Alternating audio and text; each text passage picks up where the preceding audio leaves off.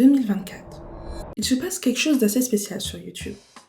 Un Néerlandais vivant en Chine est sur les lèvres de toutes les personnes qui consomment du contenu business sur YouTube. Il faut comprendre qu'il y a plusieurs manières de bâtir une personal brand tellement forte, tellement impactante et tellement différenciante qu'elle engendre une horde de fans, mais surtout des opportunités de dingue et forcément beaucoup de revenus. Honnêtement, il y a beaucoup de personnes qui se cassent la gueule à ce niveau-là, mais ce n'est pas le cas de la personne dont on va parler aujourd'hui. Aujourd'hui, on va parler de cette nouvelle ère d'entrepreneurs qui crée du contenu sur YouTube. Et quoi de mieux que de commencer par la personne qui a lancé cette tendance, Daniel Daleen.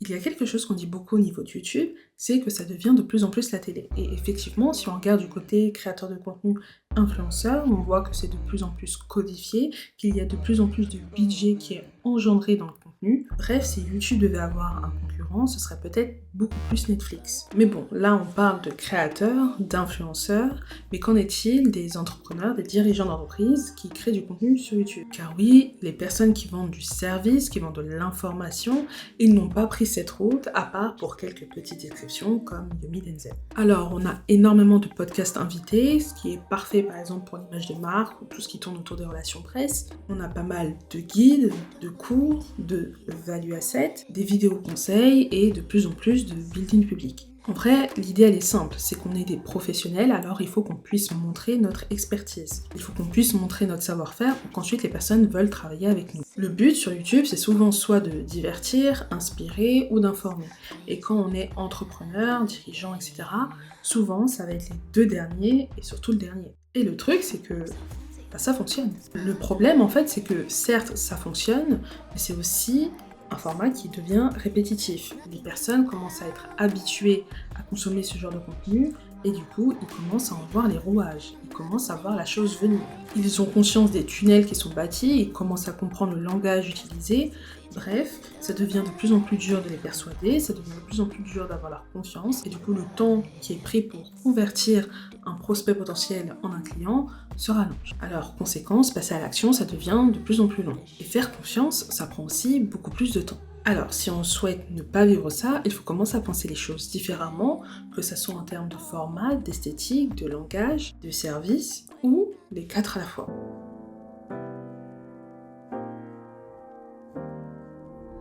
Il y avait plein de façons de faire. Il y avait plein de façons de créer et Daniel Daleen a décidé de faire les choses à sa manière. Il a clairement fait un choix en décidant de prendre une route un peu plus longue et un peu plus complexe à gravir. Mais cette même route lui permet de gagner beaucoup plus à l'arrivée. Si on jette un coup d'œil à sa chaîne, on ne voit pas de titre optimisé, pas de format dit gagnant, pas de miniature super colorée et saturée, rien de tout ça, et pourtant, ça fonctionne. On est littéralement sur de l'anti-YouTube. Et ce qu'il a fait, c'est qu'il a décidé de ne pas construire une chaîne YouTube, mais de construire son monde. Ici, on parle à l'humain, on cherche à connecter avant tout. On fait du coup pas appel au rationnel, mais à l'émotionnel. Et donc, en décidant de créer son monde, de développer son esthétique, de développer son langage, il a décidé de prendre un chemin beaucoup plus long, de ne pas aller sur le mainstream, alors que des sujets mainstream qu'il aurait fait aurait sûrement bien fonctionné. Il aurait très bien pu aller sur des formats classiques qu'on retrouve en Make Money ou en e-commerce. Mais c'est en décidant de ne pas suivre les trends qu'il en est arrivé là où il est.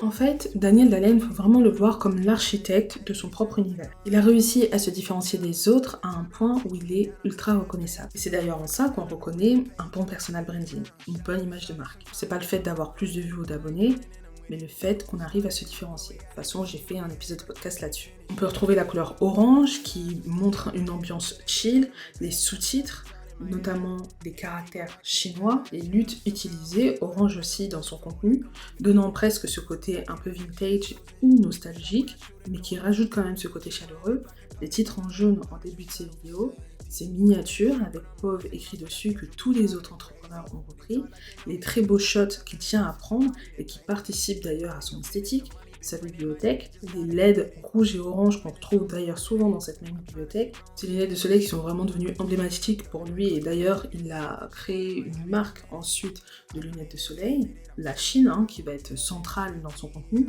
sa manière simple de s'habiller, le sport, ses proches, sa copine, renforçant le côté un peu Disney, chose qu'on retrouve d'ailleurs chez les blogueurs. L'Emma Situation en est un très bon exemple, qui a réussi à faire de sa bande de potes et son père une partie intégrante de sa personal brand, et le montage vidéo. Je ne vais pas faire un décryptage de ces montages et de ces vidéos YouTube ici, parce que sinon la vidéo serait beaucoup trop longue, mais en description tu pourras retrouver le décryptage de ces vidéos si ça t'intéresse. Et donc en fait quand on regarde, ce qui est intéressant, c'est de voir comment il a réussi à se différencier des entrepreneurs classiques qu'on trouve sur la plateforme. Il a réussi à rentrer dans cette zone grise où il arrive assez à se différencier de ce que font tous les autres, mais ne pas être trop différent non plus, pour ne pas être un paria, pour ne pas être le black sheep et être totalement rejeté. Et en fait, c'est quelque chose qu'il faut comprendre. Quand on choisit un prestataire, quand on cherche quelqu'un pour un service, il y a certes le côté rationnel, le service en tant que tel pour lequel on le choisit, mais il y a aussi ce côté émotionnel.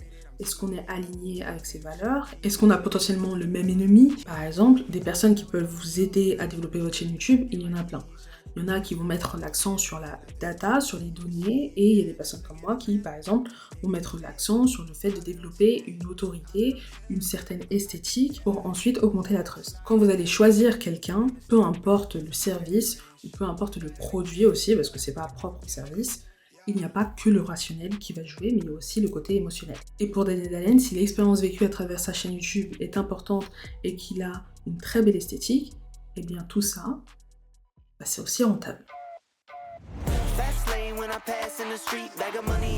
Quand on veut créer une relation de confiance avec son audience, essayer de vendre très rapidement est une mauvaise idée. Ça va mettre notre audience, notre cible, inconfortable ou faire augmenter les suspicions. L'idée elle est simple, donner avant de recevoir et idéalement donner beaucoup. Et ici, Daniel, il a joué le long terme.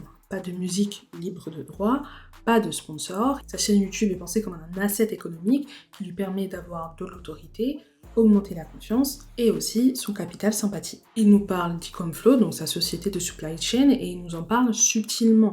C'est bien intégré dans la vidéo, on ne se sent pas agressé par le service qu'il peut potentiellement offrir. Il a d'ailleurs ensuite créé une liste email, c'est là qu'il pousse ses offres, ses services, etc. Il faut comprendre ici que YouTube c'est un levier de confiance, et grâce à ce levier de confiance, il a pu pousser sa société de logistique, ensuite sa société e-com qui vend des lunettes de soleil, et aussi il a pu pousser ses workshops autour du personal brand qu'il vend à d'autres entrepreneurs à 20 000 $ la place. C'est ce qui lui a permis d'engendrer plus de 25 millions de CA en 2025 en seulement 6 mois, mais c'est aussi ça qui lui a permis, par exemple, de recruter beaucoup plus facilement. Parce que c'est vrai que quand on pense à créer du contenu sur Internet, à développer son image de marque personnelle, on pense souvent aux revenus engendrés, et c'est normal, c'est la priorité pour un business, mais on ne voit pas aussi tout ce que ça nous fait gagner derrière, notamment en termes de recrutement, notamment en termes de connexion. Et ce qui est en fait intéressant dans son cas, c'est qu'on a des créateurs avec plus de vues et plus d'abonnés qui n'ont pas réussi à faire autant. Mais surtout, il a compris quelque chose, que la communauté vaut plus que quelques moments viraux. Et on en revient à la théorie de Kevin Kelly, la théorie des 1000 fans.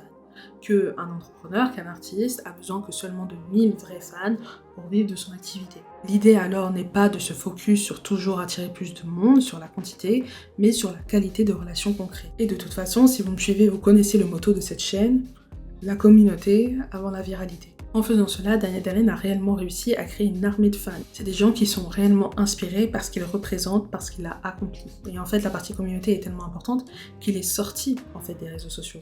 C'est-à-dire que maintenant, il organise des meet-up, il fait des runs quand il voyage dans de nouveaux pays, il rencontre littéralement ses abonnés. Il a littéralement réussi à construire sa propre tribu. Et en fait, ça ne va pas que dans un sens, parce qu'on a tendance à oublier qu'une communauté, ce n'est pas une personne qui parle à un groupe. C'est aussi tout simplement des gens qui se rencontrent entre eux.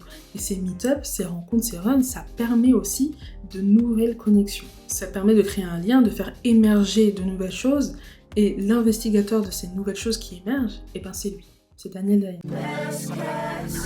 Enfin, ce qui est intéressant ici, c'est que Daniel, il est arrivé directement sur YouTube. C'est-à-dire qu'il n'a pas développé, par exemple, son Instagram ou son LinkedIn avant de se lancer.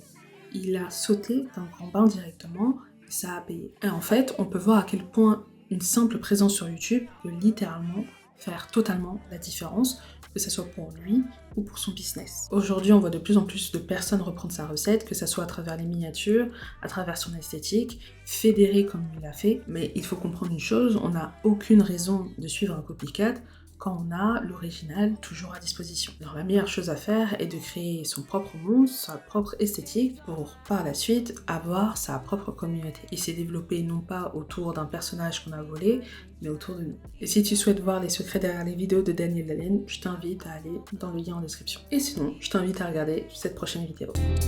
I got someone, but we